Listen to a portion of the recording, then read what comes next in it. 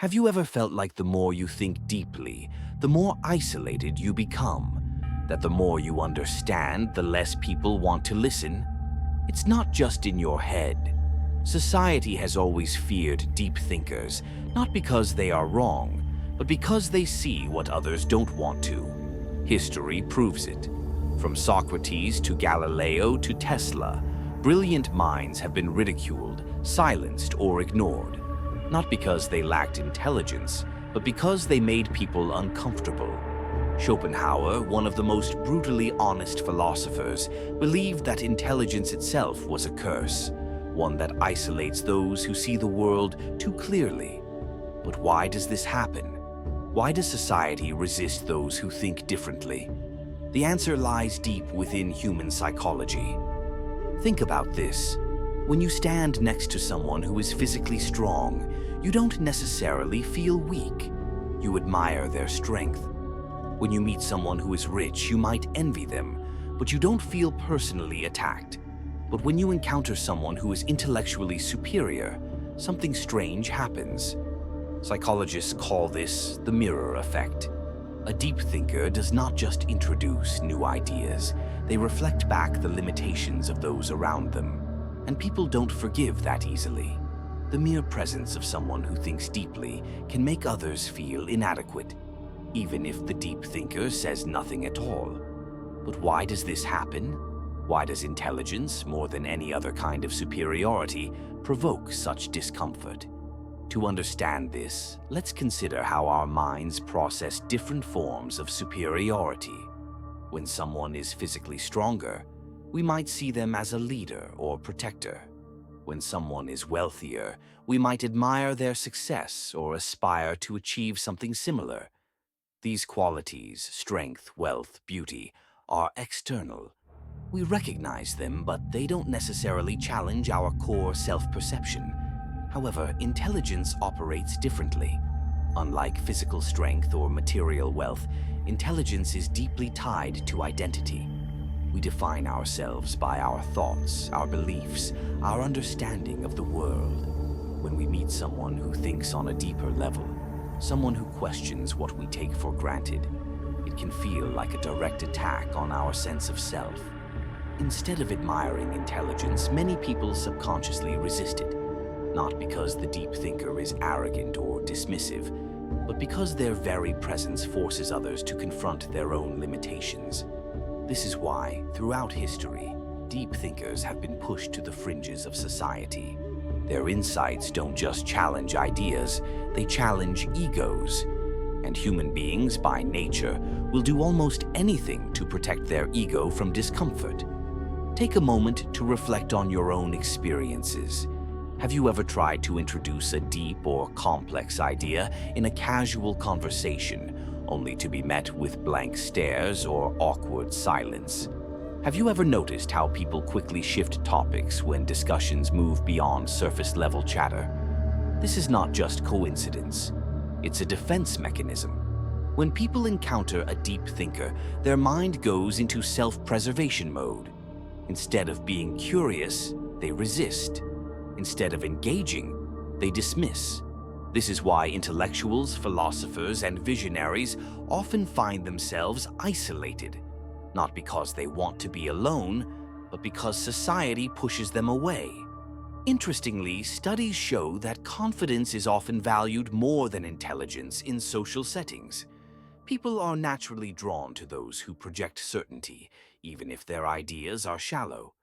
This is why charismatic but simplistic thinkers gain more influence than deep thinkers who speak with nuance. History is full of examples: populist leaders, motivational speakers, and viral influencers who thrive by telling people what they want to hear, rather than challenging them to think critically. Meanwhile, those who question widely accepted beliefs often struggle to find a broad audience. This is the paradox of intelligence. The more someone seeks truth, the more they become disconnected from the majority. The mirror effect doesn't just reflect society's limitations. It highlights why society resists change in the first place. But the question remains, if intelligence is so threatening, is there scientific proof that people actually fear it? Modern neuroscience backs this up.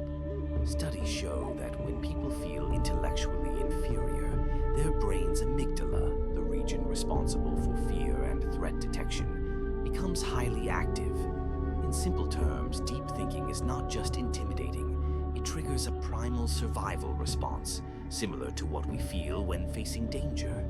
But why does intelligence activate the same fear circuits as a physical threat? The answer lies in how human brains evolved. For most of human history, survival depended not on being the smartest person in the room, but on being accepted by the group. Our ancestors thrived in tribes where social harmony meant safety. Being rejected by the group could mean death, as isolation led to vulnerability. This is why human brains are wired for social acceptance over intellectual pursuit. When someone highly intelligent enters a social setting, they unknowingly disrupt the tribal balance. Their presence challenges existing ideas, social norms, and group dynamics. This triggers the brain's defense mechanism, as if facing a potential enemy rather than just a deeper thinker. This is why many deep thinkers feel isolated, not because they lack social skills, but because their intelligence makes them stand out in a world that values fitting in over standing out. A 2021 study at Stanford University uncovered something even more shocking. The rejection of deep thinkers is context-dependent. When people interact with an intellectual one-on-one, they feel less threatened. But in group settings, the threat response spikes dramatically. Why? Because social status becomes more important in groups. People don't just react to intelligence itself, they react to how others perceive them in comparison. If someone feels outshined by a deep thinker, they instinctively try to undermine or exclude them to protect their social standing.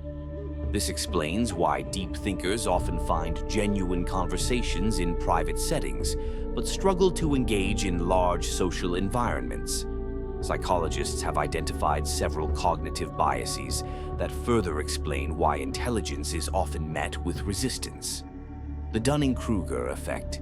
People with low ability often overestimate their intelligence, while highly intelligent people tend to doubt themselves.